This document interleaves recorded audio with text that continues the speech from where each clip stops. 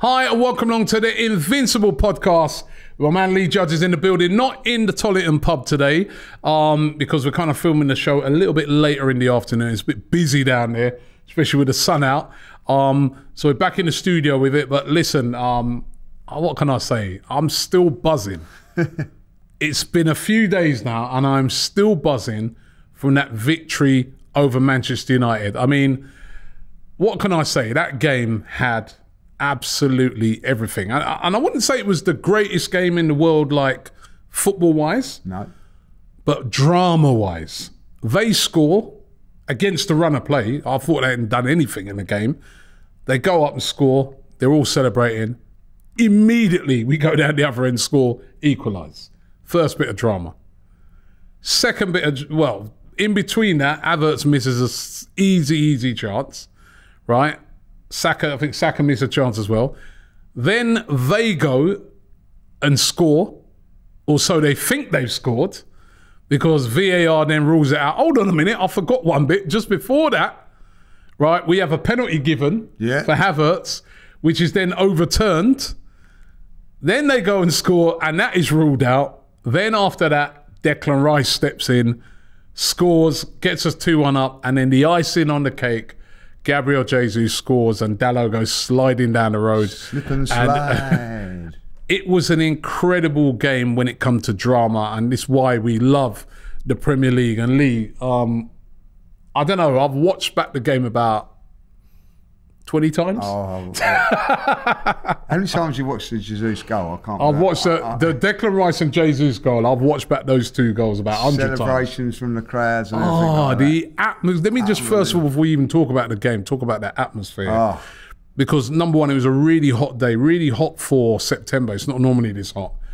Really hot day, you know, T-shirts and shorts. Everybody absolutely buzzing before the game and during the game.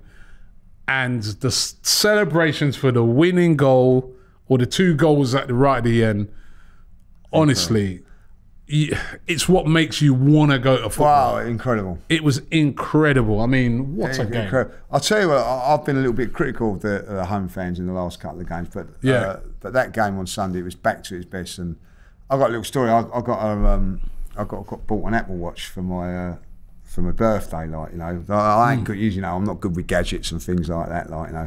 Well, when that Jesus goal went in, right, you know, I've gone absolutely mad, and it's come, the things flashing and all that, like, you know. It said, "You've had a major fall, like, do you want us to call an ambulance?" So I went, no, don't call me an ambulance, call 999, because we've just robbed Man United, like, you know what I mean, like, you know what I mean, like, we've just done that, robbed them, like, you know what I mean. It was unbelievable, it was flashing off and everything, like, I've never experienced nothing like it. I have not experienced anything like that. I actually, when Declan Rice scored, I thought it could get no better than that, but I thought when Jesus scored, the actual place went absolutely crazy. I can't believe it. The guys here in the studio, and as you know, the studio's like about a 7-minute walk away from the ground. They said they could hear it here. They said, like, there was a couple of them who were outside, right? A couple of the production guys, and they said you could hear it loud. They go, not just like in the background, you can hear it loud. I've never right here. It was incredible. It was incredible, and then you see the scenes afterwards and things like Saka jumping into the crowd, like, you know what I mean, like, incredible, like, you know what I mean, what an experience for that fella, like, you know, for him to jump on him, like, just the emotional ride of it all. I ain't going to be honest, when they scored to go 2-1 up, I was on my knees. I'd gone. I said, like, you know, we've done, like, you know. I actually said after, I thought that Man United, I didn't say deserved it, but I thought... you know what? I remember you come up to me and you said that. Yeah. I was interviewing you. Yeah. And I was like, deserved it, them. I didn't... Like, I look back at it and you think, like, every time they went forward, I thought they was going to score. But when you actually look back at it, I watched the game back, and it weren't really like that. No. But every time... You're caught in the emotion caught up in the emotion of the game. Yeah. And at that moment in time, I was on my knees, you know what I mean, like in front of me seat going, oh no, they've thrown it away, they've got us, they've robbed us, they've done us. And then, like, it was just, I don't know about you. I know because you said you see it from where I was thinking. I never thought there was going to be a reprieve or anything like that. It's a goal for me. Like I told the story. Me, I was sitting next to Julian, and when he was running through, even before he scored, Julian said he's miles offside. And I actually looked at, I was thinking, yeah, he's off. So when he scored now, I'm looking for the late flag from the lino. You know they do this thing where they let you score and then the late flag. Then I see him running back, like they hold the flag down, and I'm like, what? I'm like, nah, that was offside. It was when the VAR thing came up, that's when I was like, I ain't gonna give this, because I could see it was offside. But having said that, when I watched it back, I didn't realise it was that close. No. It did, because, Did you hear the rumblings before they announced it as well? No. Like, where we was, like, there was a big cheer when before it actually was announced. Where how comes? What apparently it was saying. I was speaking to Harry and Kevin. Was in the press read, and they got that. They got the press. Got it before. Yeah, because the press, I think, or I know on TV they can hear the decision. Yeah, they heard the decision and they relayed it and they said, probably a couple of people in the press and then and then it went from there.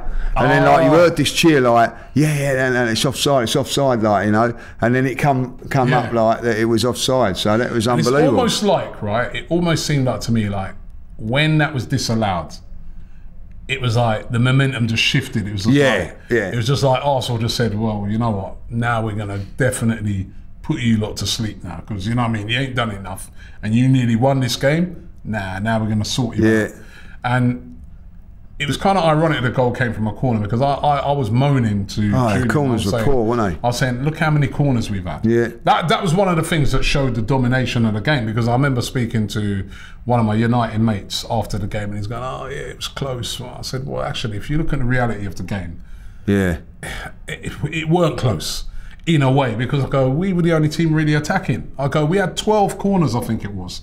You only had 3, and your 3 were late on in the game, which always is a big indicator of which team's really going for it. Yeah. And I felt United in that game were very negative. Yeah, they set up for the counter. Very negative, right? Like, they set up on the counter attack, and basically, you know what I mean, they had a lot of possession of the ball, but it was all in their own half. You don't want to hurt Arsenal if all the ball's in your own half. And I was looking on it and I was saying, you got Rashford in your team.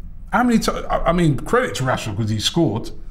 How many times did he really have the ball in that half that you could remember that Rashford's on the ball? Because if I'm a United fan, I want Rashford on the ball loads in that game, running at players and stuff like that. But he hardly had the ball, and I just felt that like we were the team trying to attack. That's why we deserved to win the game, because we were the team that were on the front foot, trying to attack, trying to win it. Manchester United were just sitting and waiting for mistakes from Arsenal. That's what they were doing. And listen, one of their goals came from a mistake, and the other one, if that would have stood, would have been another sort of mistake that we made as well. But if that's your strategy, you really are hoping for things to go your way, mistakes-wise, aren't you? Yeah, I have to say, they're not much better than what they were like 2 or 3 years ago. I'll be really honest, and I'm not taking the mickey when I say this, right? I've sat there and I've thought about this, but I'm prepared to go on and say this now. There's not one Man United player that I would want in the Arsenal team. Not one of them would get into the Arsenal team, in my opinion. I wouldn't have one of them. And I mean that sincerely. Rashford, if Rashford was playing at Arsenal and Martinelli was playing at Man United, I wouldn't swap them over, you know what I mean? I would say that.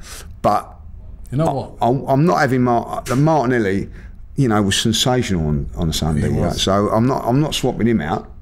Yeah, right? You know what? That's not a bad. Martial for Jesus. Oh, come on.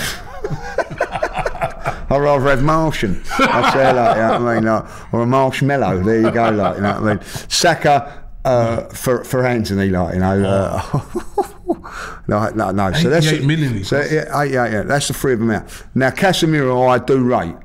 But I think he's past his peak now after what I've seen the last couple of games, losing his legs a little bit. Still a fantastic player, but I'm having Declan Rice over him every day of the week. Bruno, Odegaard. No, Odegaard for me. Yeah, you know I what I said mean? it on Sky when I did starting 11. So like, Odegaard, I think Bruno's an excellent player, but Odegaard for me gets ahead of me. 15 goals last season, scored a big goal in that game as well. More of a captain to me than Bruno. Doesn't whinge, doesn't moan. Then you've got Havertz, of course, up against Eriksen. That was at the moment Eriksen. Yeah. So you might say Eriksen, like you know what I mean, like would be the one. But for me though, if everybody's fit, if you got Thomas Partey, right? So that's what I was going to say. So if you got Thomas Partey, and you go Thomas Partey, Rice, and now again, you're going to go Thomas Partey up against Casemiro. I'm saying either one, there's not a great lot of difference. Then you go into their back four. I'm going to say this now. I was very, very impressed with Wan-Bissaka. I do like him as a defender.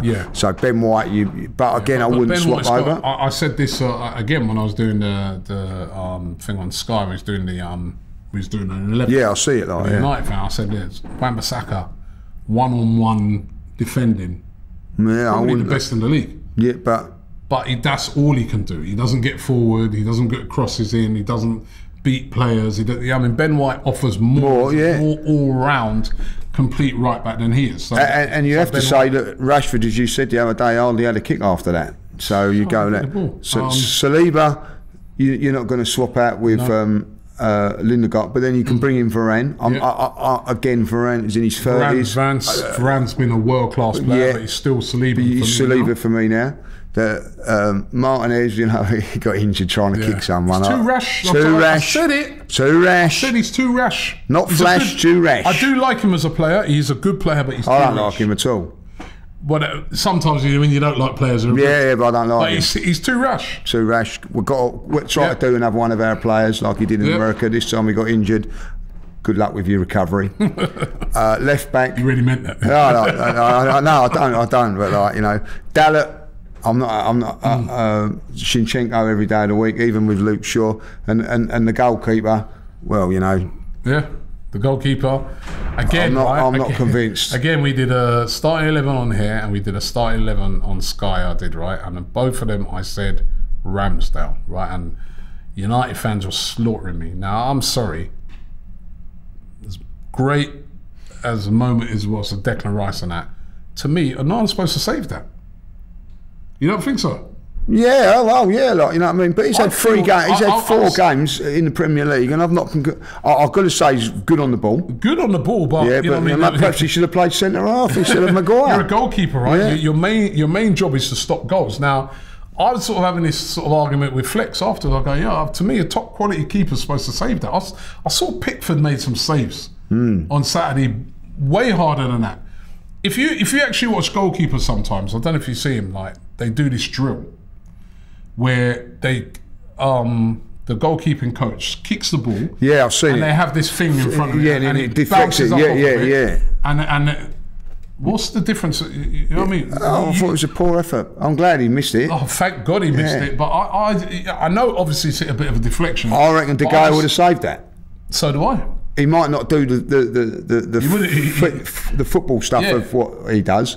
So what it is with Onana, and it's too early to judge. I'm he's just with coming that. to the league, and he is a top quality goalkeeper. Not denying that, but after 4 games, I'm not quality. But the way they were gassing him up, some of the United fans, slow down a bit. Let him pull off some saves and do. You know what I mean? And I, you know, I think he should have done better with that.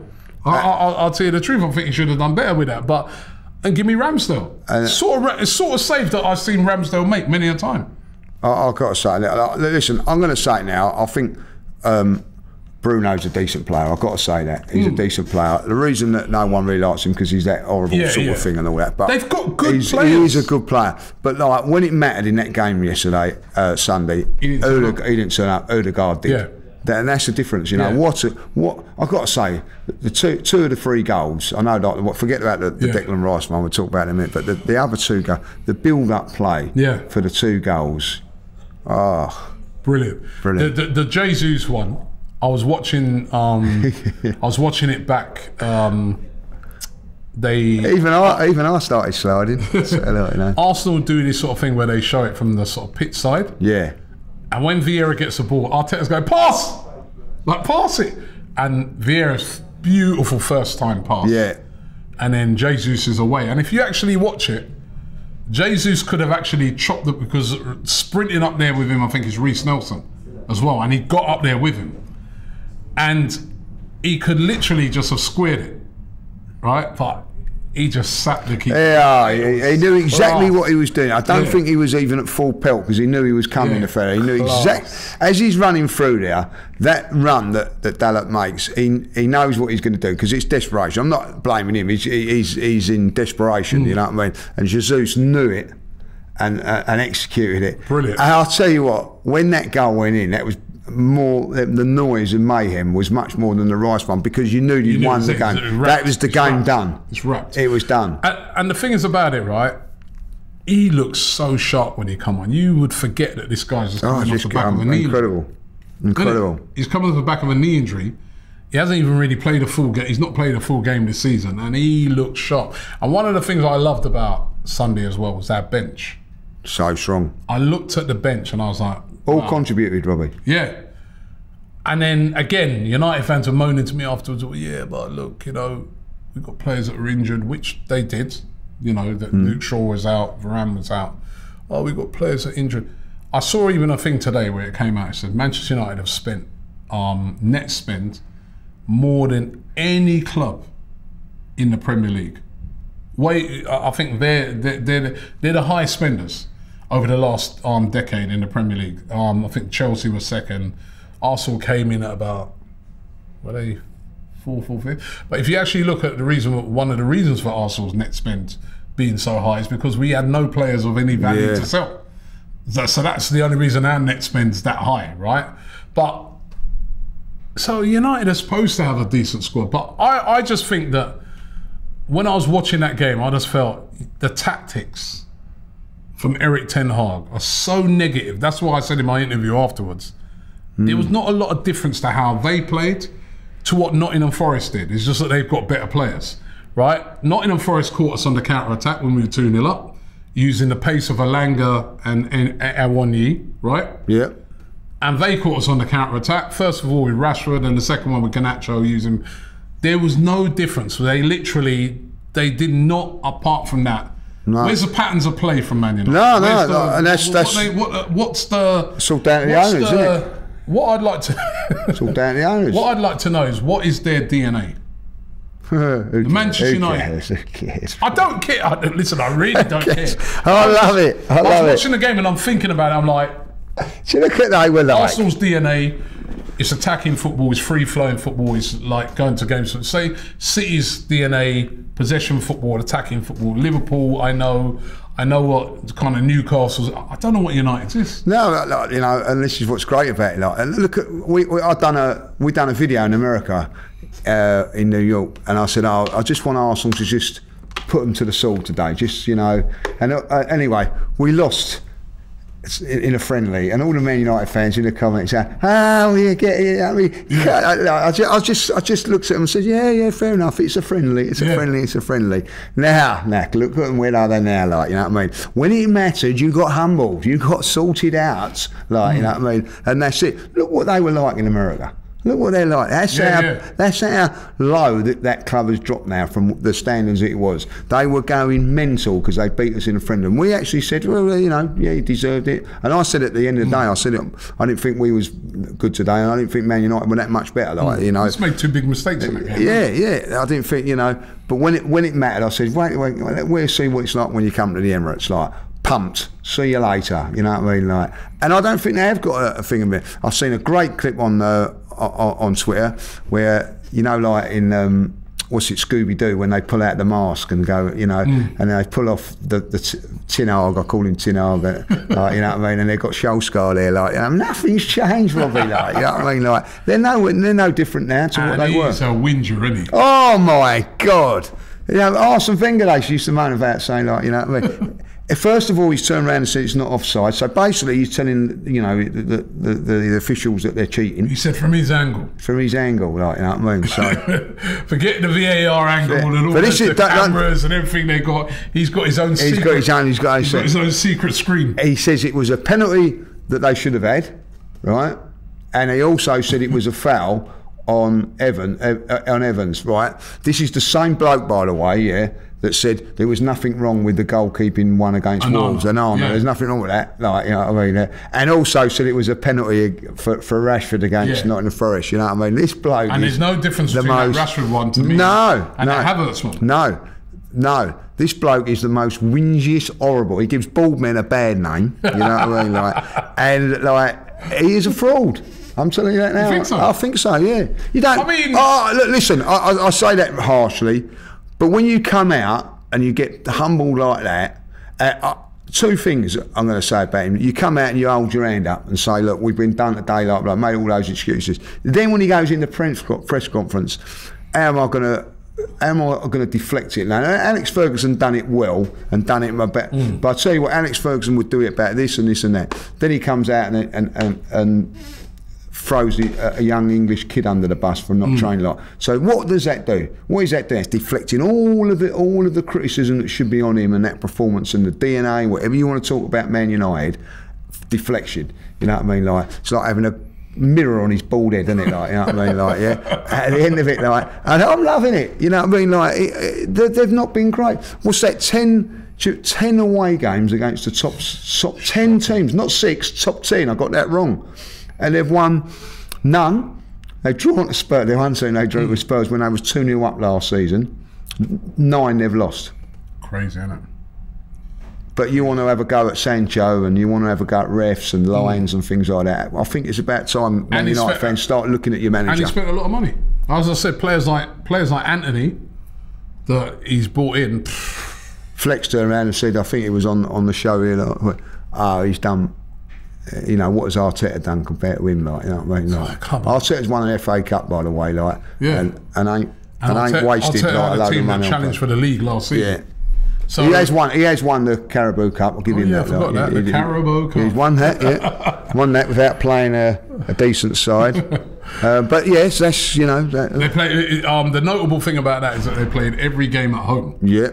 Right until they got to the semi-final. Like, when they had to go away, and they've got another home draw on it, like, you know. Yeah. But I'll tell you what, he ain't worried about the balls being not quite aligned properly, is he? Like, when he's doing that, is he, like, moaning about that, like, you know? As soon as they get away, their balls were aligned. You know what I mean? It weren't fair. We've had to go away from home. We're Manchester United. We're not allowed to go away from home. I do love beating them. I'll tell you what, I hate them as much as I do Tottenham. Like, Tottenham is because it's more. It's inbred, that, you know what I mean? Local rivalry. Well, I'm telling you that now. Like, when Harry Kane used to score against Man United, you know, I never really celebrate. Because there were times when maybe you wanted Man United to draw, but I want Man United to win 2 games, and that's against them, like Tottenham. But I tell you what, Bayern Munich versus Man United, if Harry scores, go on, Harry, go on. I'll celebrate like I couldn't, because I cannot stand Man United. I cannot stand. Their fans are arrogant. You know what I mean? Like, they are arrogant. Like, you know what I mean? We got a couple of guys, KG and Flex, are good guys, but they are arrogant. They're arrogant as well. They beat us like when we lost the game. I think like to Man City, like tag a friend and putting it all in there. You know what I mean? Yeah. That's Man City. It's like us. You know, goating them when Tottenham. I never do that. You know what I mean? So they're just as bad. The whole fan base is like it. Like, their stadium's crumbling, by the way. Do you hear them all moaning? There's been no work done on it for years. You know what I mean? It's starting to crumble. Everything about Man United, it's all on the owners. You know what I mean? Like, all on the owners. The Glazers. You know, that is Gary Neville. Hold on, wait. We actually have got to go up there still. We still got to go up to Old Trafford. Right? We never ever win there. No, we don't. But we need to turn that. That's all right. It's till May, you know what I mean. So look, we can gloat till May, like, you know what I mean. And maybe like that's what Flex said to me after the game. He goes, "Oh, you know the worst thing about this? I've got to wait till May, to get my own back on you." Well, they've got some sorting out to do because they've got no. I'll tell you what, they're sent in all jokes aside, now the centre forward when he come on, I thought looked dangerous. So I think he'd give him something different. I quite liked him. He give him a bit about. Yeah, he gave himself a bit. The way they was carrying on though, like Well, I thought it was Haaland, not Haaland, whatever his name is. He didn't have any chances or anything, did he? He didn't have any. No, but I liked his presence. I did like himself about, you know what I mean. But he didn't have any shots on goal or anything, you know what I mean. He put himself about. You know what I mean? He could have brought on Akin Fenway then. You know what I mean? Yeah. You know what I mean? He put himself about. I'm yet to see what, you know. Fair enough. When I say yet to see, let's wait and see. He could be brilliant. Of course he could be brilliant. You know what I mean? But, you know, let's wait and see. But it is funny. I mean, listen, I get it. They're encouraged by, he's way better than Martial when he came. Yeah. But, you know, he didn't score. He didn't have any shots. He didn't, you know, I think they were getting slightly carried away with his performance. And I know we're ribbing Man United because that's how it should be and all that lot. But a millimetre, it could have been a completely different game. Do you know what, Lee? And I said this to Julian. I feel that this Arsenal team has got so much about them that... Do you think they would have come back from 2-1? I think they would have come back. I'm not saying we wouldn't have won the game. I don't think we would have had enough time to win the game. But I could see us, that wouldn't have been the end of the story. There was about 7-8 minutes added on time. Yeah, it was. 9 minutes, wasn't it? And I could have seen us come back in that time. Yeah. Right? Because, you know, if you actually look at us at the Emirates, how many times have we come back? Well, yeah. So it wouldn't have been over. You know what I mean? Like, people are like, oh, if United had scored that goal, game over. No, there was still... It was, 89th minute? But there's still like about 8 minutes left under these new rules. And I'm like, I think we would have nicked a draw back. But anyway, we didn't need it. The goal was offside and we got the job done. Let's talk about, because talked enough about them anyway, and their failings. And as I said, you know, that's for them to worry about. Yeah, that's exactly. for them to worry about the Glazers. Exactly. That's for them to worry about Jadon Sancho. That's for them to worry about Anthony. That's for them to worry about their club and their performances on the road, right? What about us? Where are we? I mean, it's a great performance, but where are we? Where do you see us after 4 games played now? 10 points, unbeaten still. Yeah. I see us in a good position. I'll be honest, for the first time, since he signed for us, Thomas Partey, like 60% of the games I think he's missed now. That's the first time I've not been disappointed that he's not been there, because we had Declan Rice that could come in there and do that job, and that's the good thing. Nothing against Thomas Partey, he's just saying that. I'm just putting that out there. Like when he weren't playing against Manchester City, we was in a little bit of despondency. When we see the team on Sunday, I felt a little bit more confident what I was going. In fact, I was probably glad Thomas Partey weren't playing, because I don't know if he'd have been playing in that right back role or whatever. I don't think he would have. I think what would have been the interesting thing for me would have been, would Thomas Partey have played or been on the bench? Yeah. Right. Would he have played Thomas Partey or Havertz? That would have been the key. Right. I don't think he would have played it right back, because I think he would have went with a back 4, and I think, and James said this on a previous video, that, you know, if he's got Zinchenko and he's fit and he's inverted, then he doesn't need to do. So it was a decision. But would he have gone for Havertz? We'll never know. Partey? We'll never know. We'll never know. Not yet, anyway. And that's the great thing about it. Like, you know, sometimes you need a little bit of luck, and he is lucky, Mikel. I've got to say that, like, because I think he would have probably played Havertz and left Partey out, and it would have been a little bit of rumblings around the stadium. But because that was taken away from him, the Havertz situation wasn't spoken about going to the game now. It was all focused on the game, and the atmosphere was fantastic. So, you know, for me, I thought we're in a good position. Listen, I'm going to say it now. I don't see Declan Rice playing the whole... he was all over the place anyway. Like, imagine if he has... Just go and do what you've got to do, and just have the security of either a Jorginho or a Thomas Partey there doing that. I've got to say, you know, he was outstanding on the day. It was a pleasure to watch. Look how this guy's just come in and just looks like he's been playing for Arsenal for years. That's how it seemed to me, and I'll never forget, right? Like me and Guna Lee, you know, it can be very argumentative. He worse than you, right? Worse than me. It's the Lee thing, isn't it? It's a Lee thing. But I remember we had a video one time where we did where he wanted Caicedo and I wanted Declan Rice, right? So it's like, and we were both making our cases, right? And when I made my case for Declan Rice, I said, for me, I think at this moment in time, Declan Rice is a better player. Declan Rice has got leadership qualities. He's been the captain of West Ham for years. Declan Rice captained his team to their first major trophy in God knows when. Declan Rice has played in the Premier League for years. He knows it inside out. Declan Rice is an England international who's played in a Euros final and a World Cup semi-final. He's 24, but he's a vastly experienced player, especially in the Premier League. So that's why I said that's why I would side with Rice over Caicedo. Caicedo is a very, very special talent, but he's had one good season and he's still very inexperienced. You've seen he's gone in at Chelsea. Pressure's got to him a bit. It was his mistake again for the goal at Forest. He made a mistake in the previous game as well, right? I just feel that Declan Rice has been an unbelievable signing, and you saw the importance of when you pay that sort of money for a top quality player. You saw that at the weekend, you know what I mean? And he just looks like an Arsenal player. Yeah. He just fits everything what we're trying to do. 100%. You know what I mean? It's a wicked signing. It's brilliant. What I like about him is that he can. Why I would have got. Like, I'm a big Caicedo fan as well. Like I have to say that in defensively.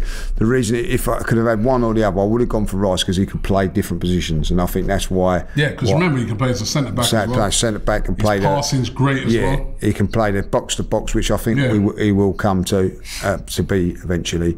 And he can play that holding role. So I think there's multiple roles that he can play. I feel that one great thing about one thing I'll say, I think he's a very, very intelligent footballer on the pitch and off the pitch. He knows exactly what to say and do for this football club and how he's got the fans on side. But going into that game, and this is what I think is a compliment to him, £105 million, lots of pressure on him, like, you know. If someone had said to me, who do you want to get the winner today, Havertz or Rice, I was wanting Havertz to be the man because the pressure, everything, he's dealing with it like easy. And that's a massive compliment to him, like, you know what I mean? Now, once Havertz was off, who do you want to get the winner? You want it to be Declan Rice. But I feel that the pressure, the whatever's, if there is pressure that he's feeling, he's been able to handle it so well. And his interviews, you know, I mean, I don't know if he's got some PR person behind him or whatever, but he says it exactly how it should be. Never mentioned once Champions League football yet. He's come to the Arsenal and he said, oh, these are the games, Man United, and he's very, very clever, Rob, what he says and how he goes. And straight away you're going, you know, you're on the thing, yeah, you know, you think he's one of us when realistically he's, you know, still very, very part of West Ham's folklore history at the moment. But every game, he's going to write his own. He's just going to write he's going to write it for West Ham. And I was actually speaking to my West Ham mate today, Paul, it was his birthday, so happy birthday, Paul. He was saying that he'll always be a legend at West Ham. And I think he's going to get that status at Arsenal as well if he carries on going to this way. And I just think he's an intelligent. I really did watch him in that. If you really watch him, how he bossed that game. He physically, you know, brushing players aside and all that, like, you know what I mean, and then getting on the ball, winning tackles. You know, Casemiro, I think, is a fantastic player. Don't get me wrong, but, you know, couldn't handle him. Unbelievable. Physically couldn't handle him, like, you know. Well, but you praise one signing, the other one, Havertz. It's dividing opinion now, big time, isn't it? He had a. You know, it was the opposite. It couldn't have gone any worse for him. He had an absolute nightmare. That earshot in the first half. Then he gives away the ball that they score. And then even when we think, all right, he's done something great, he's won a penalty, that gets overturned. It just and this he needs to go to church or a mosque, and he needs to put in some hardcore prayers over this international break because he's got no luck at the moment. No, it's just not going for him. And the thing is about it, his confidence is low. And listen, there are a section of fans that didn't want him, and there are a section of fans that like, listen, drop him now. He'll be hearing all those noises. Would you drop him for the next game? No. No? No. No, I wouldn't. For this game, next game, I would. I think I would. If it's me, next game, he starts on the bench. Who would you bring in? Fabio Vieira. What, at Everton away? Yeah. Fabio Vieira I'd start. Fabio Vieira has really impressed me. He's looked sharp.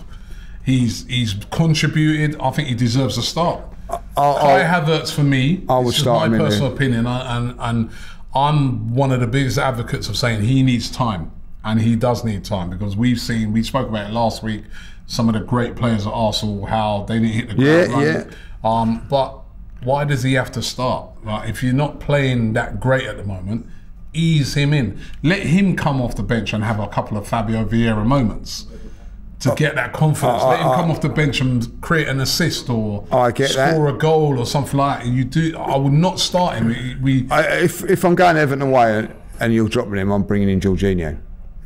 Why? Because playing Everton away is more physical. No, I'm just saying, like Vieira, then I would play Vieira in the game against PSV. In that midfield, you've got Declan Rice is physical, right? You've got Odegaard in his own way is physical, right? Never shirks out of any tackles or anything like that. You've got, physical players in Saliba, Gabriel, Rice. Ben White, right? Don't need to have like an ultra physical guy necessarily against Everton, right? Everton are not playing well at the moment. Stick it on them. For me, I would start with Fabio Vieira, right? And Havertz is on the bench, and he can come off the bench. It's a good call, because at the end of the day, Vieira's not. His confidence is low at the moment. Yeah, Vieira's confidence is good. Do you not think after that game, he's playing on his mind, right? Goes, listen, man, he's playing on his mind anyway. I've seen Havertz, as whatever people say about it, I've seen this guy bang goals, man, like curling goals from outside the box and all that. That earshot that he had there is obviously someone who is low on confidence. Something's not quite there yet. Doesn't have to be rushed in, does he? No, I agree. I agree, but I'd actually more consider playing him in that Champions League game than the game against Everton, because I'll be like, well, actually, you've got a lot of Champions League experience, so maybe we put you in for this one. But the Everton game away, Fabio Vieira, I hadn't even seen Smith Rowe yet. When maybe he's time to have a little shot at it off the bench as well. But I just feel that at the moment, I'll be surprised if Havertz starts that game and he has another bad game. Well, he has another bad game. Mikel's going to. There's more and more people on his case. Well, that's for Mikel to decide how he's going to go about it. I think that I think you've got a good point about Vieira, because you've got the international break. Vieira's not on international duty, so he's going to be fresh. That could be one reason. I think I'm going to be very, very interested in the Germany games coming up. I think they've got France in one of the games. They've got friendly, haven't they? So see how he goes and all that. But sometimes there's two ways you do it. You drop them, right, or you play for it. And I think Mikel's going to say to him, whether I agree with it or not, is to play with it. But do him a favour if he's on the bench. Bring him off the bench. I don't know if that'd do him a favour. I think it would. I think at the moment, starting games, man, he's just not. It's not happening at the moment. Happens as a footballer. It's not happening for him at the moment. I agree. Happens as a footballer. But we've won 3 out of the 4 games. That's true. Unbeaten. That's so true. Imagine if it does work for him, exactly. But maybe we can nurture that out of him if he comes off the bench. I've got a theory on it, and I'm trying to give him the support. I get why people don't want him in the team. I get all of that, and I think all that. But I've played football when things ain't going well for you. One thing, if you've got the fans on your side, it does help. I'll tell you that now. And I think if he does get a goal, his confidence might go. I don't know. If he scores that goal against Man United, then everything's changed. That's how football is. We see the margins, isn't it? So, if he scores that goal, the whole narrative around him's changed. Not only have he scored against Man United, right? And that's huge as a footballer. But then it's the same thing. You're not having a great time. You have it may be Spurs that he comes in. You know what I mean? Maybe, so that's maybe. when you know that'll be the game. It could be the Champions League game. It could be. It's a guy that needs lift off. It's like, remember when we was watching Bergkamp? Yeah, he just needed that goal, didn't he? And you saw it was like a burst of relief and that. And it ain't like I don't think fans are on him yet. You know what I mean? They are. Oh, they are. No, they're not. They are. They're on him in that they'll. No, hold on. When I say on him, he'll do something at the moment and make a mistake, and a fan will turn around and say, "Oh, bloody." Yeah, but they're not like. But they're not. He's not hearing like fans are. It's not like. He's not a fan's favourite. Let's put it this way. Not a fan's favourite. He's not fans' moans and groans at the moment. But my thing is, ease him in because he can become a fan's favourite. That's the thing about Granit Xhaka. 100%. Who was singing at the end of last season, "We want you to stay." Yeah. Right, a couple of seasons before that, you know what I mean. Everybody wanted him to leave. You know what I mean. So listen. He's 4 games in, and I'm not getting panicky about his situation at all. I'm just saying that at the moment, I think, and who am I to say? Mikel Arteta knows best in this, but management-wise, I think take him out of the firing line a bit. Ease him in, 20 minutes here, let him come on and do what Eddie's done over the past. Yeah, well, this is the difference, Eddie comes isn't it? in and does the, you know what I mean? So, and this is my argument, Robbie, when I say it. Why is he not doing it with, he does it with Trossard, he's done it with Eddie, he's done it with all that, because he ain't spent £65 million on him. That's why I like him. That's why the difference forget the price tag. But I'm telling you, that it's forget the price I tag. will not forget it because that is the way it is. I'm saying that Mikel Arteta needs to forget the price Well, yeah, he probably Pep does. Guardiola, right? Pep Guardiola, if he needs to leave out Gvardiol in the next game, he does it. It's a game where he's out. How much did Calvin Phillips cost? For 50 million? How many he ain't played? Jack Grealish cost 100 million. Took a season for him to get in the team. Phil Foden's had to wait his time. You know what I mean? And these are all quality players. So there's nothing wrong with it. You're in an Arsenal squad where there's a lot of good players in that team. Trossard at the moment, pre-season brilliant. He's hardly played so far. He'll get his game time. Yeah. Trossard will play a lot of games this season, but you just have to be patient. Your time will come. So I'm saying, just because you cost £65 million does not mean you. So why has he been playing him then? I think, you know, listen, he's there's nothing wrong with the fact that he's been playing him. He's obviously thinks that he can do, but at the moment he ain't doing it. Why is he getting more chances than anybody else? I don't. Maybe, like you said, maybe he's starting him because of the price tag. But I think I don't believe that. But he needs to get that out of his head. And Arteta maybe needs to do that, but Havertz has got to reward his faith. You know what I mean? You know, like Arteta is really going. Put him on the bench. Game's coming up against Brentford. We'll have a little cheeky drink on it or something. I reckon Havertz will start if fit. I'll have the drink with you, and you'll probably win. Right, but I'm saying what I do, the next game, Fabio Vieira's earned a start. He's earned a start. I've got no doubt. He came on against Man United lively. I thought he was great. Brilliant. He came on the previous game. Fulham, brilliant. He looks like he's turned a corner. He's playing with more aggression. He's playing with more, he seems to have more strength to his game, and he's confident. And I think it'll give us more balance. Yeah, and then we've got another player. We've got this player now who's not confident at the moment. Obviously got ability. Let's take him out of the firing line a bit. It's a long season. There's nothing wrong with it. Nobody's gonna. Well, I don't think anybody should, because oh my God, he's been dropped. Just been left out for this game. You're not starting. Who are you playing up front next game? Bearing in mind that Jesus will be playing Wednesday night. Do you know in that game for Brazil? Do you know in that game against, because he's replaced Anthony, hasn't he? You know in that game against Everton, I played Jesus. I give you my reasons why, right? Is that Everton are going to sit very, very deep. And Eddie kind of likes that space in behind. And you're not going to get that against. And I just think the box of tricks that is Jesus and how sharp he looks at the end of that, he'll create all kinds of problems. And that's the good thing about it at the moment. Is that when I looked at that bench against Man United, for the first time in a long time, I was like, hey, that looks all right, man. If it ain't working out, Trossard's on the bench, Jesus is on the bench, Fabio Vieira's on the bench, Emil Smith-Rowe. Reece Nelson, who also, when he came on, contributed, looked lively, you know what I mean? So there's lots of attacking options on that bench.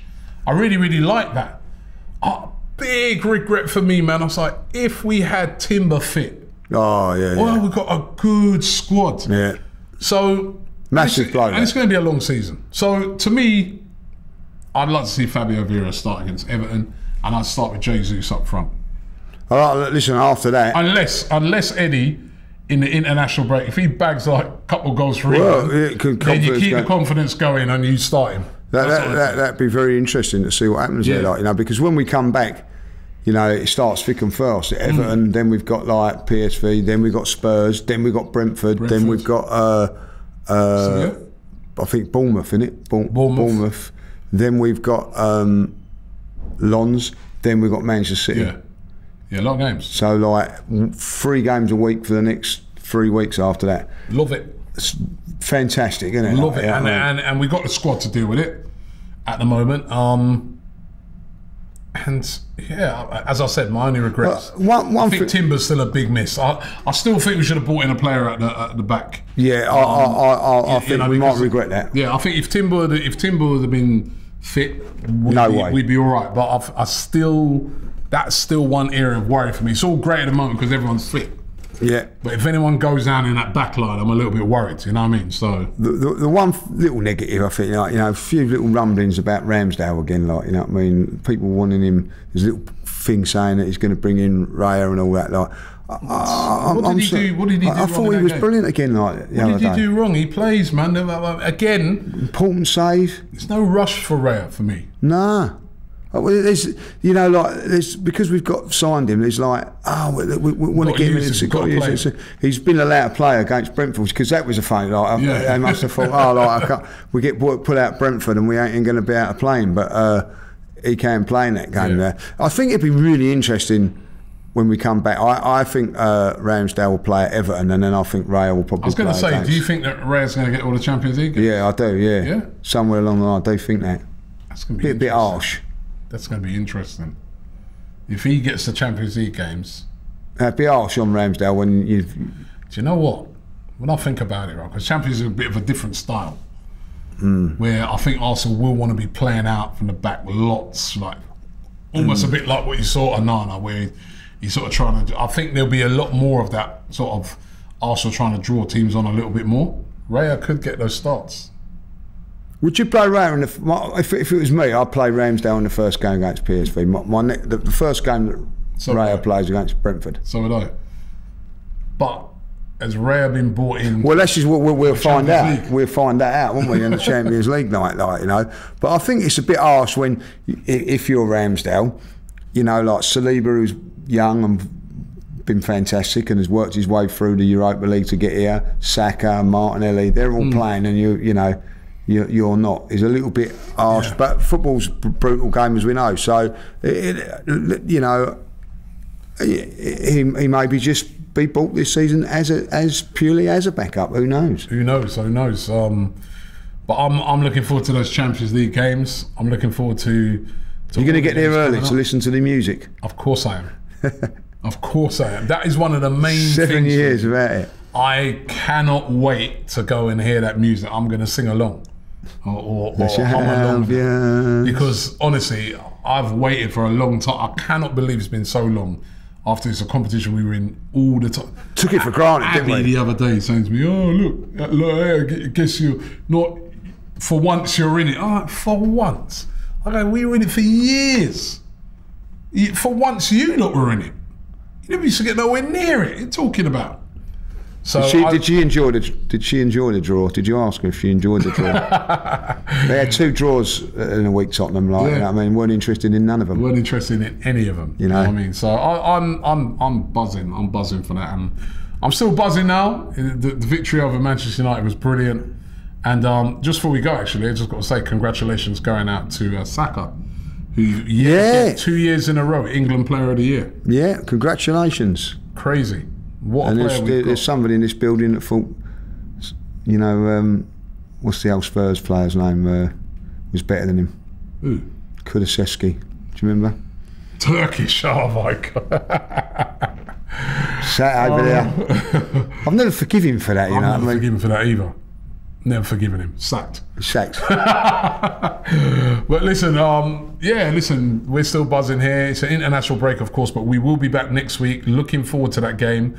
Everton away. Now, this has been a real banana skin over the years for us. Changed as well. It was a Saturday, now it's a Sunday. Changed to Sunday. We lost there last year. We lost there the year before. Surely it's time.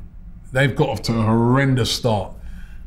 But then it was the same when we played them last time. Well, yeah, they was. Place and then they hadn't won for ages and won in 10 games. Come on, Arsenal. This is the time to turn them over. So looking forward to that game. We're going to be talking a lot about that on next week's show.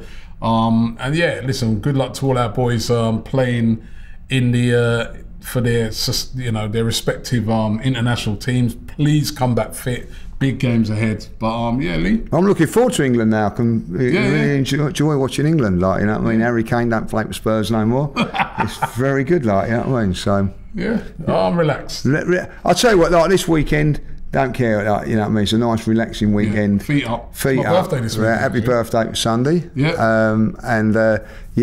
Have a nice weekend off and no stress whatsoever. Nothing can ruin my birthday. Nothing. Lee, thank you very much. Don't forget, you can get this podcast on all the streaming services. Also, don't forget to subscribe to the channel, and we'll be back next week with another Invincible podcast. And trust me, we're going to have a great weekend. Man United fans, not so good for you. The Invincible podcast. Myself, Robbie, and Lee Judges come together once a week to discuss all things Arsenal. Straight talking, considered discussion, brought to you by the fans of the only club in Football League history to go invincible.